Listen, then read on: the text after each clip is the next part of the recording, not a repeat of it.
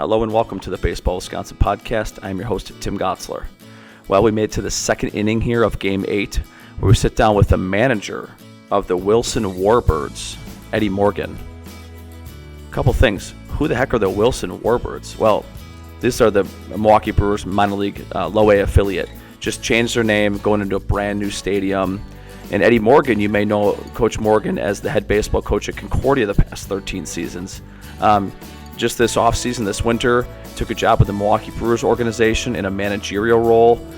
Just had to get him on the podcast before he, finds greener pastures in the South. But man, just a great episode as we talk to a guy who spent a lot of his coaching journey here in the state of Wisconsin.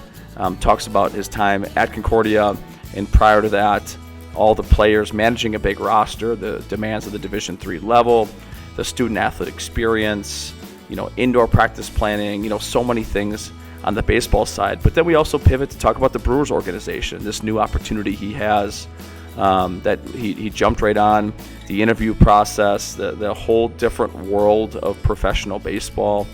Just an awesome conversation from a coach who's going to spend a long time in the state.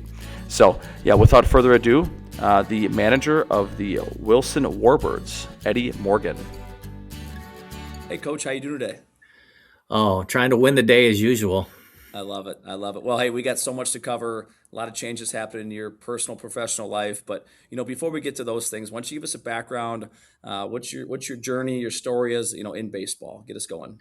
Yeah, it actually started when I was just a little kid, where I was born in upstate New York, and my dad had his family, my grandparents had 13 kids, 7 boys.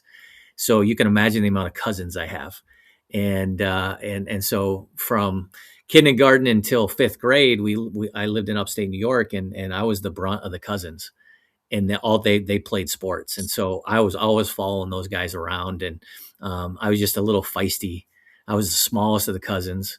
And my dad's was the shortest. All my uncles are like 6'3" and above. So, that's kind of where everything kind of started, falling in love with sports. The Winter Olympics were in Lake Placid in 1980. And when the Olympics were over, they turned the Olympic Village into a federal prison. And my dad was a state prison guard, and got a job there. And then he was transferred to Fort Worth, Texas. And we moved down there. So can you imagine a kid from upstate New York moving to Texas? And so that was in the early 80s. And I was just fell in love, baseball, football, basketball. It was non-sport. It was one way to meet friends, right? But that's where everything kind of started clicking for me, and especially baseball, and being able to play in a warm climate. So we lived there. I was 5th grade until beginning of my 9th grade year, before we moved to Duluth, Minnesota. They had an air base that ended up becoming a federal prison, and so transferred there, and that's kind of where I went to high school. And I always like to brag. I got to start as a freshman on the high school team as a shortstop, so that was kind of cool. I was a little bit more advanced because I played more baseball, right? Because I came from the southern area. So then went to college right there in Duluth. They were NAIA, the College of St. Scholastica, and wonderful mentor, head coach, John Baggs, really kind of set things in motion for me wanting to be a coach. La Cosa Nostra, he was an Italian.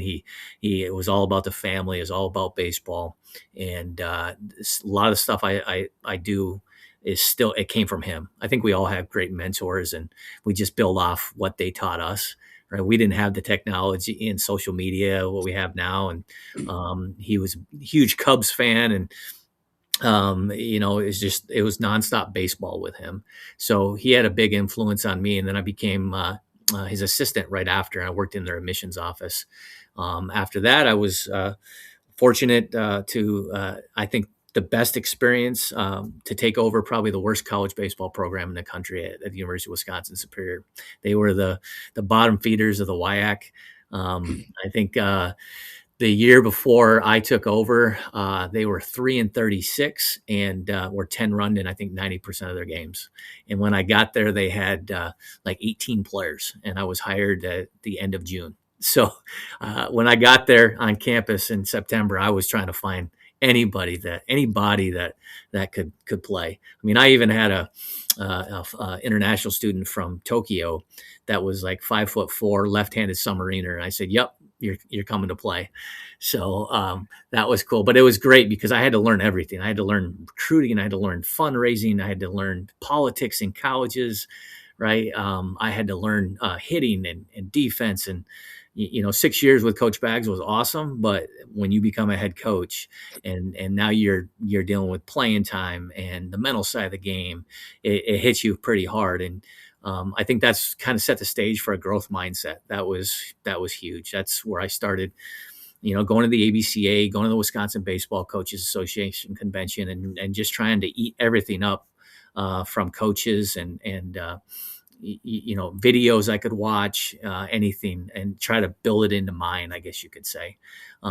And from there, we started doing some special things. I mean, we weren't being bottom feeders in the WIAC anymore. We're winning games, and we're beating Tommy Lechner at UW Oshkosh for a few games, and then competing with Vo at Whitewater in games that were very competitive. And probably the biggest thing was Vo recognized that. Vo was a great friend of mine. I think one of the best coaches in the Midwest, and gave me an opportunity when the Lakeshore Chinooks were in the Northwoods League. That first year, that was a team that was owned by Jim Kazmierek and Capco and Robin Yount and Bob Euchre, and really a unique ownership group. And Bo was the manager the first year and brought me down. He recognized what we were doing and had a great summer. And from there, the next year they hired me as manager. And Concordia opened up, and now was there 5 summers and was also head coach at Concordia this would have been my 13th year. All right. Well, there's so much there. And I want to go back to your playing days a little bit too. More and more I do this, more coaches I talk to, I'm an NAIA product myself, so I got a soft spot in my heart for that level. But anyways, like the kind of player you were, did you find yourself rubbing off, those attributes you had as a player when you got into the big chair, when you became a coach? Yeah. So what kind of player were you? Yeah, I always tell everybody I was just a feisty competitor. I hated losing. I was very emotional. Right, when we won, I was high. When we lost, it was like the end of the world. And that to me, I think drove me, but also hurt me. Like you have to be consistent as a baseball player, and I think that's no different with coaching. And I learned that pretty early on, that you just can't be emotional. You got to be able to bring energy and calm and clarity and consistency every single day. So I think it was all a benefit to kind of be a player like that and recognize that that's not necessarily going to work. But it was also helped me as a player because I was undersized. I was 5'9" and 165 pounds. And so I had to play with a little bit of chip on my shoulder with a little bit of emotion. Well, and I think I got to be a piece of that too. Is as you get older, you learn things, you calm down, but like that dog's always there. Like that guy No never goes away, right? Like she's going to come out eventually. It could be in the middle of a practice or at any point. And I think that's important probably for your guys to see as well as you age and become a veteran, and you kind of go through these phases of your career. The other thing it got me thinking about with your stop at Superior is like, I think a mark of a successful coach is kind of, actually I'm going to ask you, like, when you think about what does success look like? You've been in a variety of different roles, and I'm sure that answer would be different for every stop. But when you think about, success in your role, the roles that you've held, what does success look like for you? Yeah, I've always been, especially I'd say the last 15 years, is what's important today. Like I always say, win the day. Like, what can we accomplish? What can we get a little bit better today? Coach Bags at St. Scholastica taught us Kaizen, to improve in small increments on a daily basis. And if we can look back at the end of the day and say, you know what, we gave everything we got today. I think we can lay down on a pillow and feel good about ourselves, and then get up and do it the next day. I've always been be where your feet are. When I was at Superior, be the best at this program, even though it's not in great shape. Let's be the best today, and let's get a little bit better tomorrow. And to me, that if you can look back after a couple months and see some growth, then that's success. It's not necessarily, there's only so much you can control. And the scoreboard sometimes as a coach, you can't control. All you can control is, putting the players in the best position of success, and, and focusing on your attitude and your effort and your energy. Well, and I think one thing that, most of the people listening to this are high school coaches like myself, and everyone's got limitations, right? Sometimes you're up near Duluth or Superior. Sometimes you have one batting cage or no batting cages. And I think about a guy that been in your situation. You didn't always have the resources, all the bells and whistles. You weren't with LSU or Tennessee or in pro ball quite yet. That's a different conversation. We'll get to that later. But you've always seemed to be a guy that could maximize the opportunity and continue to improve the situation to give your players that. So, like, where does that mentality come from? What are some of the lessons that you learned along the way about how to optimize and maximize every little inch that you had? Yeah, I think everything starts with what's the goal, right? So the goal is to win a baseball game. So then let's work backwards from that point. And so practice planning, for example, well, what are things that we need to do to win a baseball game? So for years we've talked about, listen, we our goal is to score 7 runs a game. Okay, so let's now continue to work backwards. How do we score 7 runs a game? Okay, well, quality at bats starts right there. So what are we going to do to practice today to make sure we put our guys in the best position to have a 500 average in Qs every day? What are we doing base running wise? Because our job is to advance 90, 90, 90, 90 and score. And then, on the defensive side, we know that if we have less than 3 errors and less than 3 walks, our percentages go up high. So pitching wise, what do we need to do to have consistent command to throw out, a 9-inning game? Our goal was always 150 pitches or less. Right. And really just at the end of the day, to try to make things simple for the athletes. And, you can look at like data and, technology. We don't want to be data driven in a sense, but we want to be able to use something that is measurable. Let's say hitters are chasing bat speed. Okay. I think it's a great motivator for the athlete. Hey, you're at 71. Let's try to get you to 75, because that's going to help us do damage to help score 7 runs a game. Right. So everything kind of works backwards from the ultimate goal of the game. And if 7 runs gives us a 85% clip to win the game, then that's where we start. And so, like on the defensive side, it's 4 runs or less per game. So it starts there. So defensively, what do we need to do to have less than 3 errors? And then let's just do simple things. And because there's a lot of noise in baseball right now, in particular, but there still was, years ago. I think the best of the best that I've seen, they're just good at the fundamentals. They're good at the little things. They control what they can control. They have structure. They have standards. And standards go back to, how do you win ball games? Well, we got to show up every day with good habits. And then you got to provide clarity for the players. And if the players have clarity, it's almost a performance enhancer. They just know what to expect on a day-to-day basis, not only from you as a coach, but even practices. I think a lot of times coaches try to make practices too fancy. Right. Let's make it repeatable. Let's make sure that it's geared towards winning a game. Let's take care of skill acquisition and take care of trying to measure things to help them get better. And if you focus on the players and you earn their trust, I think good things tend to happen. All right. So there's 2 directions you went in that I want to touch on, both separately. I'm going to talk about practice planning and, working backwards from, training economy and how to do it inside and, your process of practice planning. But before that, I want to talk about you setting the culture and the standards. Like, give us some of your tips and tricks along the way. How did you strategically do that? You and your staff. Every year is a new group, especially the state of college baseball today. Every year, you can't assume anything, right? So, how do you strategically do that from the head coach chair?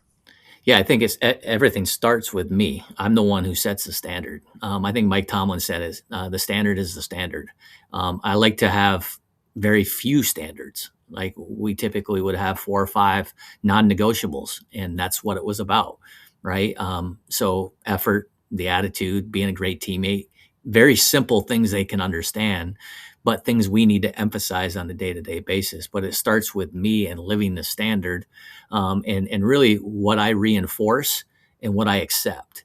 And that's what we tell the players all the time. Like they're I'm not there with them 24 hours a day, so they only see me. So we had a leadership council because they are kind of your assistant standard builders. They're the ones that have to hold everybody accountable. Like this is the thing that I like when I hear at programs is we don't do that here. I think that's the most powerful word when it comes to building a culture standard is when your athletes can say it could be just, hey, we stress effort, so running 90 like needs to be max effort every single time. So we explain that. Why is it important that you do that? Well, in the seventh inning, when you hit that ground ball, that's to the glove side a little bit, and that in the back of that shortstop's head, he knows that you're busting your hump down to first base. He may, pull that throw a little bit and take that guy off. So that's important. So if a player, one of your leaders can set the stage if that guy didn't run a full effort and pull him aside and say, listen, man, we don't do that here. We have max effort. But it starts with me, right? So I have to give max effort. Our staff has to give max effort. We have to show up and be consistent. The players need to know what they're going to get from me and our staff every single day. And when they have that, then I think just automatically just the culture just kind of evolves. Now, leadership council, again, you said this, you completed 12 years at Concordia. Did you start off with that in year one, or is that something you grew into, or how did you develop that over time? I got to imagine just your personal development as a coach has it changed so much, in that long period of time. No, it has, and I think I've had 2 captains, I've had no captains, I've had 6 captains, but he eventually evolved into 12 to 14 guys. With such a large roster that we had at Concordia, we definitely needed that. And it also changed a couple years ago when the NCAA allowed us some time for leadership training during the off season. So we wanted to be able to touch as many of our future leaders in the program as we could. And I think that, to me, that was actually the coolest part of coaching the last couple of years, is just being able to, teach and have conversation. These guys are smarter than ever. You probably see that. Like they're between social media, Chat GPT. I mean, there's some bright young men and women out there, and there's no BS anymore. Coaches can't BS. They'll call you out quickly, and to be able to have those honest conversations and go back and forth, I think it really helped this group that we had this year. And I think I'm going to see some success because we stressed the leadership council really hard this year.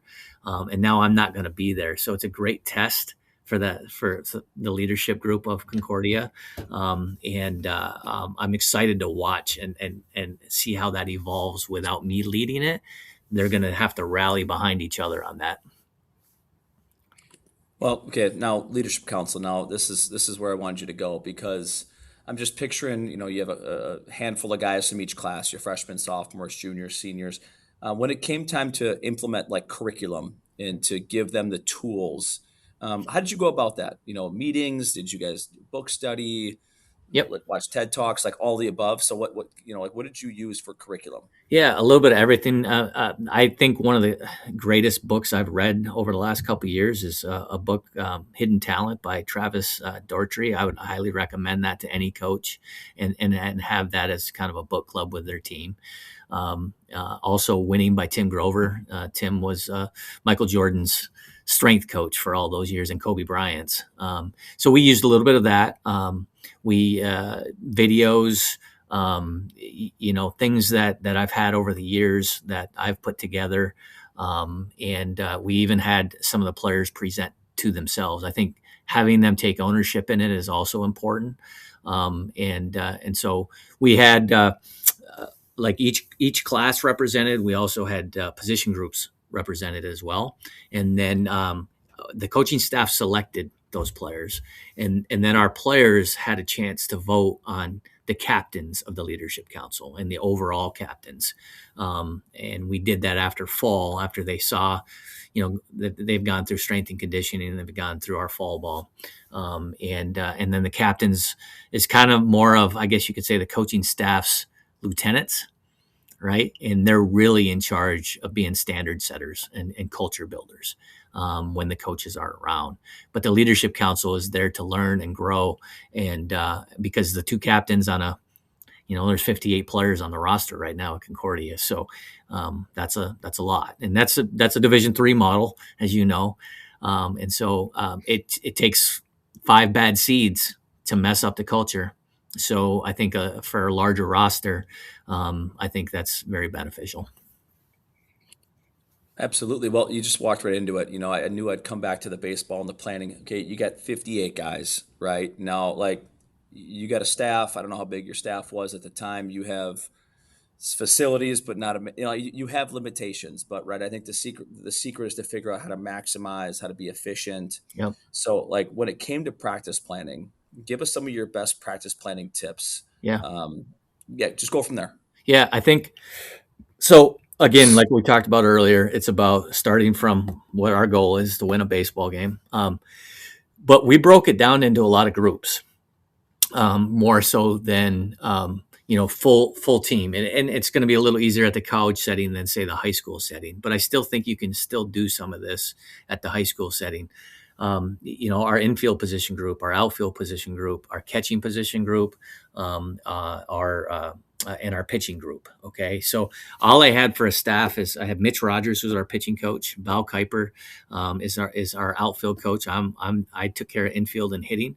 I didn't have any catching coach. So it was kind of all of us took turns, which I think, again, the entire staff has to know a little bit about everything.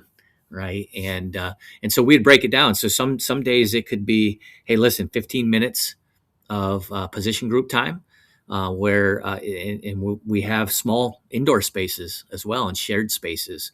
And so it was pretty structured and pretty quick and organized. I think that's the key, right? Is that, and then you want to make it competitive and fun, right? All of those, and you have to have the plan. If you don't, it's going to look choppy. It's going to look unorganized. You're going to lose the players. Okay. And so, on the defensive side, that was, obviously when we were able to get outside, then we could do a little bit more team defense, PFP days. Our infielders and our pitchers work together, cuts and relays. Every day the one thing that I think it gets lost at the high school level is base running. That's such an edge. I think the best programs, you can steal runs at the high school level, right? Especially now, if you teach the jump steals or momentum steals, whatever you want to define it, you can take advantage of, those pitchers that are 1.6, 1.7, because the catchers don't have the 1.9, 2.0 pop times. And so even I think stealing third base is easier than stealing second base, especially at the high school level. So spending time making sure, like, one of the first things we would do is base running, because no one wants a base run at the end of practice because they think it's conditioning, right? But it's trying to find the edges, like what can we be really good at that maybe others take for granted. And so, like, our first base play, Like I would make sure that I was always doing first base drills, especially picks, because how many times your first baseman, shortstop, throws it into the dirt, it could, if that leadoff guy gets on, the chances of that guy coming all the way around and scoring is really high. So can that first baseman pick that little offset throw from the third baseman? And so I would spend time with the first baseman. I would spend time with controlling the run game.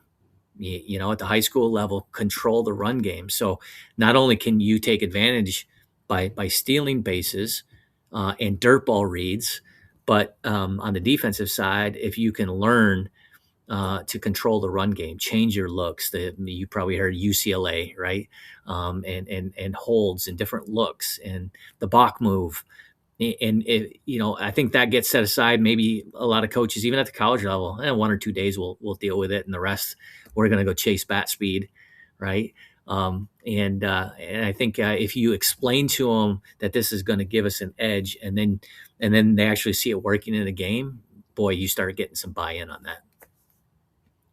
Oh, that's great. No, and like when it comes to practice planning, you and your staff, were you guys after the previous practice, sit down and knock it out kind of throughout the day as weather unfolds? You kind of set the skeleton on a Google Doc and you guys work on it, and then run it to print before you go? Like, what was your process in regards to like the actual like production of it? Yeah. Pitching, on the pitching side, I let my pitching coach take ownership of it. So I would just tell him, hey, so and so needs bullpens. I want us to focus on, spinning today, right? But for the most part, he took care of that. And then Coach Kuiper and I always would have a student assistant. We would every day, because I think I would have a plan for the next day until I get to campus and somebody's injured or something, or I'm watching tape of the previous day's games and like, oh man, we need to focus on this today. There was also times, and this is what I tell coaches too, you may have a plan that you think is going to be perfect, but you start practicing and going, you know what, I want to change it up here. We're not getting this. Let's focus on this. Let's get this right before we move on to the next thing. I think a lot of times coaches just want to get through the plan, right? And there's nothing wrong with changing the plan during practice, cutting things out as well. Coach Kuiper would always tell me, he would look at the plan and go, we haven't even gotten through half the practice plan and we're 2.5 hours in, right? So, and it's more to do with, I don't say a lot. Like, I think it's more, hey, here's the drills. Let's have the drill. You execute the drill that we're providing you, and different constraints that we're giving you. And once you complete that, right, or the group has completed it, then we'll move on to the next thing. I'm not going to overcoach. I think there's too much overcoaching today. There's 2 or 3 cues I might give, and then I'll let them go to work, let them try to figure it out.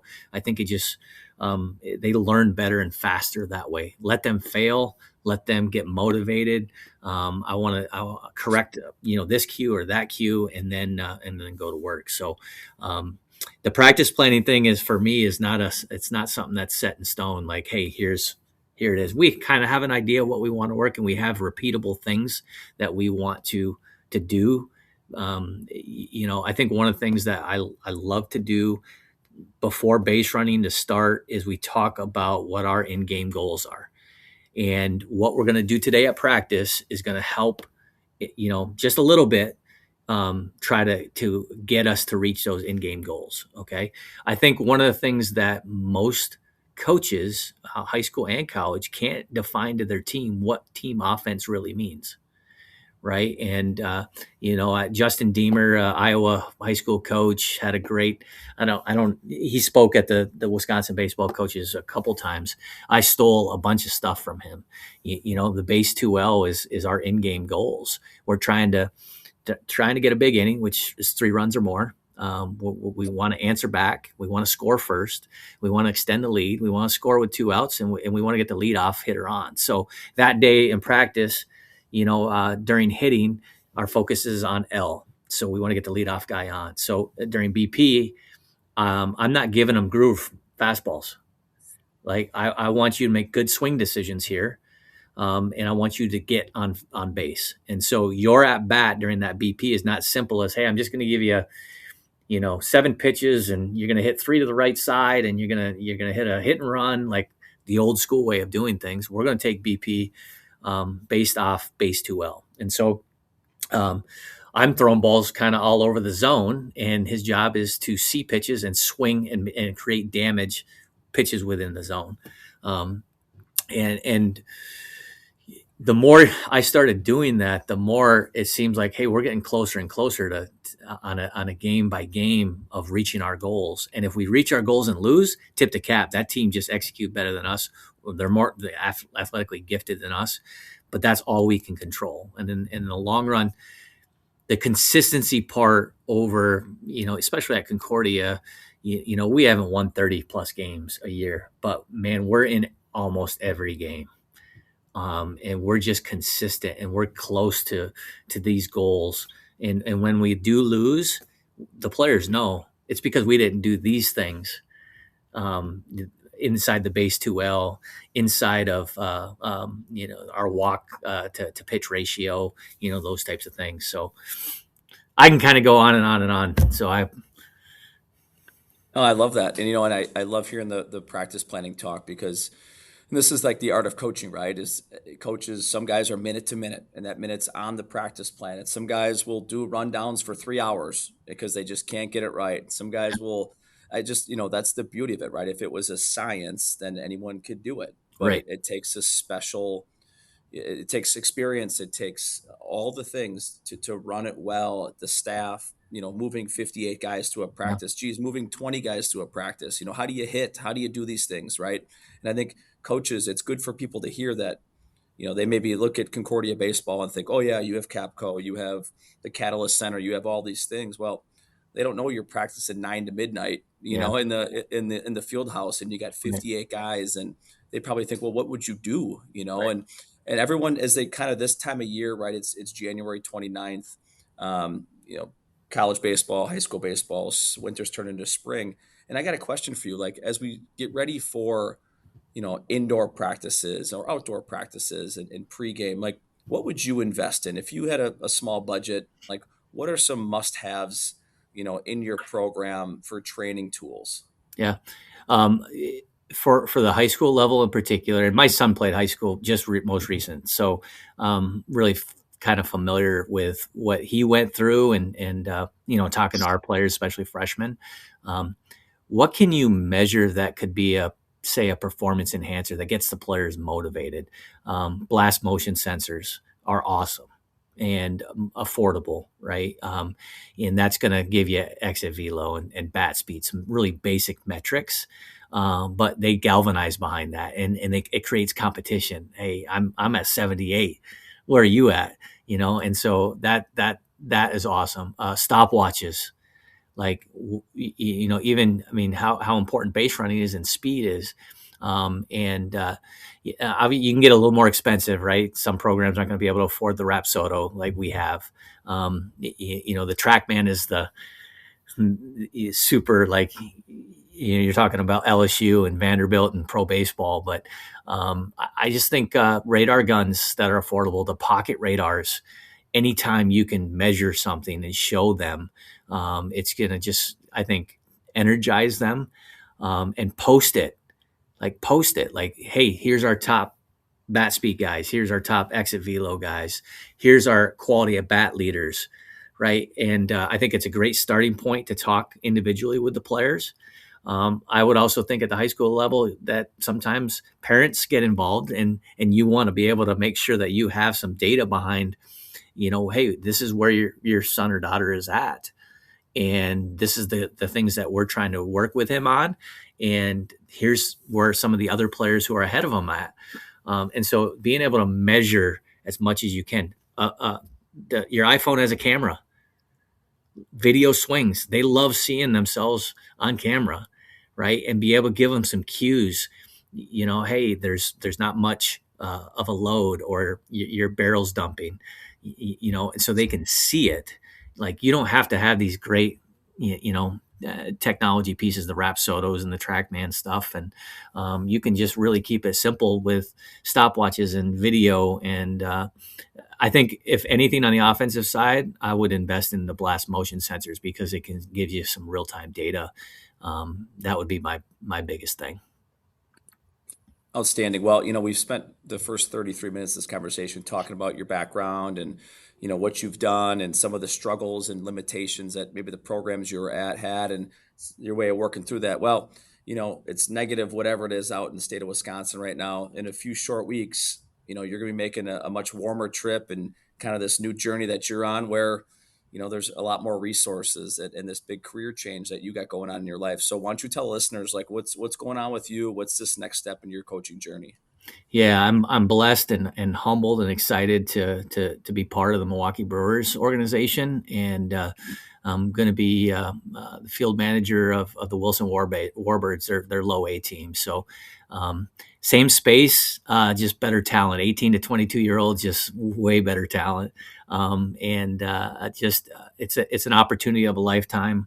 The Brewers organization, they were named Organization of the Year. The minor league department, player development was one of the best in baseball. So for me to have the opportunity to come in and give them some fresh eyes in particular as well, because I haven't been in pro baseball. I've been in the college landscape. And so, there's going to be some things I think I can bring to the table, but there's also going to be a lot of things that it's going to be eye-opening, right? That, but when you're talking about 18 to 22-year-olds, especially at that level, you're talking about guys that are new to professional baseball and they've got to learn the habits and learn how to be professional and what it looks like to be professional. And, everybody talks about playing the game the right way, but what does that really mean? And trying to define them what that means, and how the Brewers go about the business and really getting them to try to create an environment and a space where the separators can separate themselves is really what I think the managers at the minor league level do. And I'm excited about, trying to figure out that, just like when I was at Superior, trying to figure that out, and then trying to figure out the Lakeshore Chinooks and how that is, and how can we best invest into the players to help them maximize their potential, to help the big league team win games. There's no doubt about it. Like the minor league players are eventually going to help the Brewers win games. And I'm super excited about that, and the people that I've been around so far, the talent and how they communicate, and their preparation is off the charts of what I've seen. I've only now been involved for a few weeks now, so can't wait. It'll be the first time, to be honest with you, where I'm not sitting at third base coaching, freezing my tail off. Being in North Carolina in April should definitely be warmer than the winds whipping off Lake Michigan at Concordia. Ain't that the truth? Yeah, your wardrobe will change, and when you're coaching third base, it's funny. I can't wait for a year from now to have this conversation again. But the next 9 months for you is going to be a whirlwind. So just kind of maybe walk us through the calendar, kind of what you predict. Going into spring training. When do you report? What do you foresee your role being in that regards? What does a minor league manager do? Like we've talked about, like there's coordinators for everything. There's specialists, skill acquisition people. I know you can't probably let out too much, but how do you foresee the next, 8-9 months going for you? Yeah, I'm super excited for spring training in particular. They've already kind of warned me it's chaos. The entire system will be there, the big league side, the minor league side. There's obviously going to be things that, early in the morning, there's meetings and talking about just kind of what the focus of that day is going to be, and understanding kind of, everybody calls it the Brewers way, but getting knowledge of that. And the players, I kind of have an idea what the players' schedules are, and mine's kind of all over the place for a little bit. Players, obviously they get there in the morning and they've got some prehab work or strength and conditioning day time, and then there's meetings, and then the coordinators take over. You got early hitting, you got some infield work depending on the day, and then there's typically later in the morning where I'll be at a field, and it could be any level, single A, double A, triple A, but I'll typically have 45 minutes to an hour to run a team defensive segment or rundowns, and then in the afternoon there's games, and I'll be involved with that. And then there's meetings after that as well. So that's really kind of all the information I've been kind of given now. But it's 6 weeks. It's 6-week camp, and super excited. I've already met some of the big league staff, and the Brewers it's just a family. It's like they want everybody to have success, and I think having minor leaguers around the big leaguers, so they can see, hey, this is what a true professional looks like. So I'm excited to also see how the coaches work.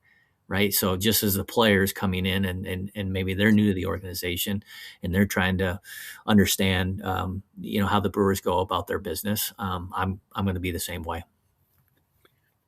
Again, outsider looking in, I mean, that organization has seemed to just invest in college coaches too. I mean, you look at Murph's background, Coach Casey's around. I see Spencer Allen's coaching a base now. I mean, you're involved. Like, they seem to have such different experts in different fields that serve their population. So you're in spring training for 6 weeks. They're going to send you out to the East Coast. Yep. You start your season, 635 games. And it sounds like that Northwood schedule really helped you, get potentially used to what this could be. And like I said, trying to manage all the on-field and off the field in season and the volatility of the roster and the cutthroat industry. I mean, Yep. There's that piece too, right? This is pro ball. This is as cutthroat as it gets. And, have they given any advice to you just how to manage that piece, the roster additions and subtractions? Actually, Spencer Allen has been awesome, and he's reached out to me a couple times. I talked to him down in Arizona when I was down there at the complex, and his piece of advice was just, again, be consistent, be who you are, give clean information. Right. For example, after every game, I've got to give game reports.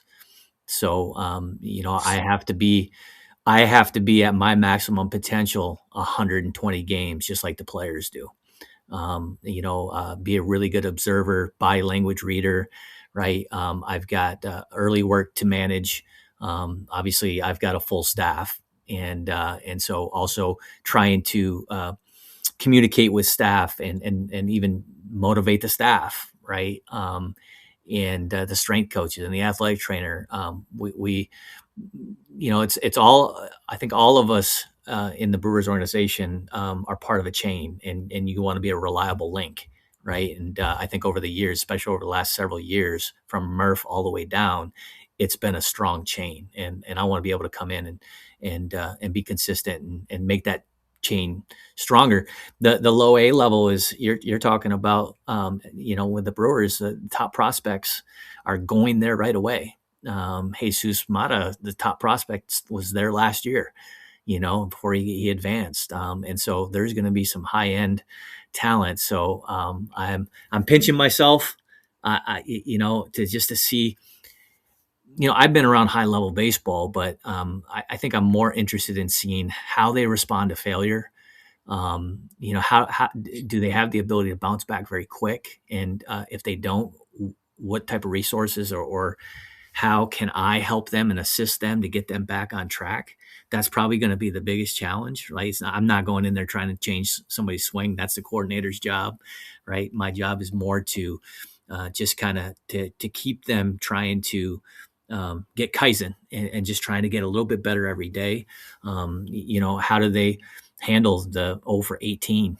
And, and then also learning, right? It's obviously you're trying to compete and win every day, no doubt, but it's also player development. So you're not necessarily completely getting judged on wins and losses. Can you create that environment that these guys are going to be able to separate themselves? And I wouldn't say refreshing, but it's just kind of a new outlook. Because in college, like you're living and dying with winning and losing every day, and then going back to work the next day. To me, especially in the Northwoods League, it's like, hey, at the end of the day, this is what we did really well. This is what we didn't do very well. And then tomorrow, let's show up and let's get back to work. And you got to do that over and over and over again. At the low A level, they're on the road for a week and they're at home for a week. They're on the road for a week and home for a week. So that'll be challenging, right? You don't get this huge long home stand and then a short road stand and then back home. So that'll be unique. The players at the low A level are all in a hotel. Okay, so high A all the way up, they're responsible for their housing, but so everybody shows up to the ballpark every day. So it's very college like the entire team shows up. Where at the different levels, some players might come real early, some at 1 o'clock, and some maybe not till 2 or 3 o'clock, but we'll have them there every single day. But then it's also mixing it up, right? Hey, guys, it's hot. We've been working really hard. Maybe we need a show and go. Maybe there's no BP today, right? So I have to guide that and get a gut feel of that without stunting any sort of development. Well, and that's where it comes down to the art of coaching and leadership. And you've led everywhere you've been, and it got me thinking. Like you've been around. You mentioned some of the mentors in your early days and guys you're connected to throughout your career and even to this day. And it just got me thinking of like, what's some of the best leadership advice you've gotten? Or a couple things that stand out to you, certain moments in your life that like, that was the right message at the right time. Yeah, I mean, I think again, everything kind of comes back to be who you are, be consistent, be demanding but not demeaning, show emotion. Like I think players need to see emotion, right? Both, at the end of the year, man, I cry my heart out. Like if we lose that last game and this is the last chance I get to be around those seniors. Those guys have put their heart and soul in just like I have. It's very emotional. And so when the players can see that, be vulnerable, laugh with them, rib them, right? But also understand when it's time to, hey, it's time to go, right? You might have to raise your voice. I sometimes will drop some swear words, and when I do, it's usually because it's a point I'm trying to make. That's straight from Coach Baggs at St. Scholastica. He knew when to maybe drop a F-bomb, but it got our attention. It's not something that you do every single time, right? You have to be consistent when you show up to the ballpark, but showing emotion, I think, as a leader is something that I think the players respect, and then they see, hey, you are putting your heart and soul into that program. It got me thinking about another question. I wanted to just, as the two guys were talking here, like we've talked a lot about your journey in college baseball, and we see at the highest level of college baseball, Power Four conferences, SEC, like there's so much changes that are happening, transfer portal, and NIL deals, and guys getting plucked from pro ball, all these organizations. And what's often left out is the Division III level, right? And I know you guys have been struggling with many of the changes as well, and it just kind of trickles down. So maybe I bring it up, like, what's the state of college baseball right now from your lens? Yeah, I think as they say with successful business, you have to adapt or die, but as baseball guys, it's hard to adapt. But you have to, because change is inevitable. It's going to happen. So you have to deal with it. I think more so than anything, it's hurting the high school athlete, because college baseball is now getting older. We looked at it last year, when we looked at kind of our entire conference, the WIAC and also the CCIW, the average age of the starters was 21. Right. So that's, and if that's at our level and you see it at the Division I level, right? If I'm a Division I coach and the pressure is there to win, am I going to bring in an 18-year-old freshman who's not physically ready or mentally ready? I might go to a D2 All-American, right? Who's a junior, who's played a couple of years. He's played some summer college baseball, and then it's a trickle down effect, right? And so what you're seeing also is you're seeing junior college baseball numbers blow up. And then as a Division III guy, you're almost now looking, in a sense, as a junior college, right? Your best players, could be gone after 2 years because they get poached up to another level. And I don't blame, the players. We had our top pitcher end up going to Tennessee Tech. He got full ride. He got his school paid for. Like, absolutely awesome, right? But that's different than it was 10 years ago when you would win. So we're getting transfers that are older as well. So those are bounce back guys, that were at D1, D2 didn't make it, and then they want to play. So it's the high school freshman, the first time freshman coming in, I think is getting hurt with all this, and that's the sad part of it. I appreciate your honesty and vulnerability there, and it's an ever evolving adapt or die mentality. And there's something. Before I pivot to my last question, I want to ask you one more. Just there's something I think really unique about the Division III model. You being at a private school, being in the WIAC before that, you spent a lot of time in Division III, and I think it's oftentimes overlooked. It's just D3. It's just D3. Like those who pay attention know that the caliber of baseball is great. But I think there's something unique about the Division III experience. So please, I don't know, just lay that out for us. What's the Division III experience mean to you? Yeah, I think the biggest thing is, to be honest with you, it allows you to experience college. I think at the higher levels, it feels more like professional baseball. You get to be, because we are limited with our time. Like, Division III, we have 24 days in the fall, right? And then obviously there's strength and conditioning, but in October, November, December, and most of January, there's no baseball. Where at the other levels, you're still doing individual time, and they obviously have way more time and way more games. And really, to be honest with you, I've always said this.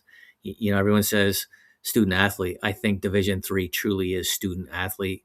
I think the other levels are athlete student. Right? Doesn't mean that those guys aren't doing what they need to do academically. It's just you are being more of a student at the Division III level, and at the same time still trying to, one of our mottos was D3 Diamond, D1 Drive.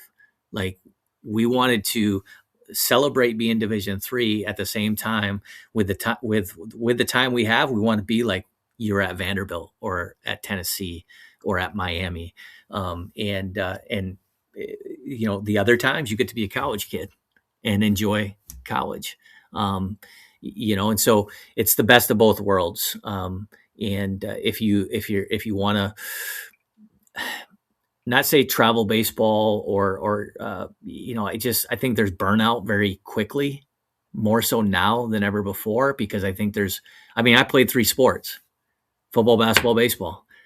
If you were to ask me when I was in high school which was my favorite, it was always whichever was I was in season, right? And now it's just they're playing baseball in the fall, they're playing baseball in the winter, then they get to their high school, then they got travel, and burnout's a real thing, and I see it a lot. And I think some of the guys that have transferred in from we've had a number of Division I transfers. It's almost like they're reinvigorated. They don't feel the pressure of having to perform every single time. I think that's probably the biggest difference, to be honest with you.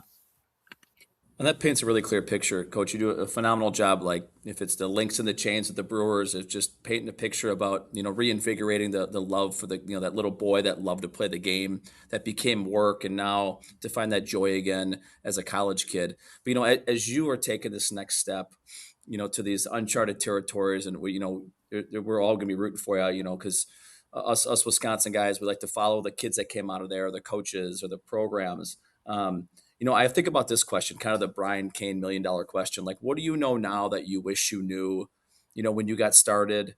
I know it's probably an ever evolving answer, but I'm just going to kind of let you roll this one out to the outro, and I'll cut the mic. Yeah, I think again, when I was a younger coach, it was so emotional at the umpires, If a player made a mistake, I might have raised my voice a little bit. What I know now, and being calm and having clarity, I wish I was able to do that when I was a younger coach. But it also allows you to grow into it over the years. And I think it shows for those coaches that can do that they truly have a growth mindset. And I think lastly is, don't take it so seriously. I think sometimes coaches, we take it like, a coach is not about performance. It's not about you. It's about the players. And, early on as a coach, you always thought I'm a big deal. Like, no, man, this is about the players. I think if you invest into the players, you really try to get to know what their motivations are, what their goals are, or you can guide them and really at the end of the day, help use baseball to grow them as young men. Then you ask me about success. Well, then you're successful as a coach. And I think over the years, I think that's one of the things I'm most proud of, is that we've really used our program, whether I was at Superior, St. Scholastica, Lakeshore. We were trying to use the sport to help them be better husbands, better employees, better fathers, better citizens of our country. I think baseball is such a hard sport. Like it's everyone talks about it's a game of failure. I flipped the script. It's a game of opportunity to grow, not only as a baseball player, but as a young man. And there it is. Huge thank yous out to Coach Morgan for jumping out with us today. Such an incredible opportunity. And, if you're like me, you just love to follow Wisconsin baseball guys. If it's a player that's going on to the collegiate or professional ranks, if it's a coach who took a new job, just super excited for Coach Morgan in this phase of his life. And such a unique, peek under the hood. And like I mentioned, I can't wait to talk to him in a year when the dust settles after one season, and just life inside of pro baseball is just such a different world. But man, I'm just really excited for him, and I know he'll have many Wilson Warbird fans across the state of Wisconsin. So appreciate you tuning in, and have a great rest of your day.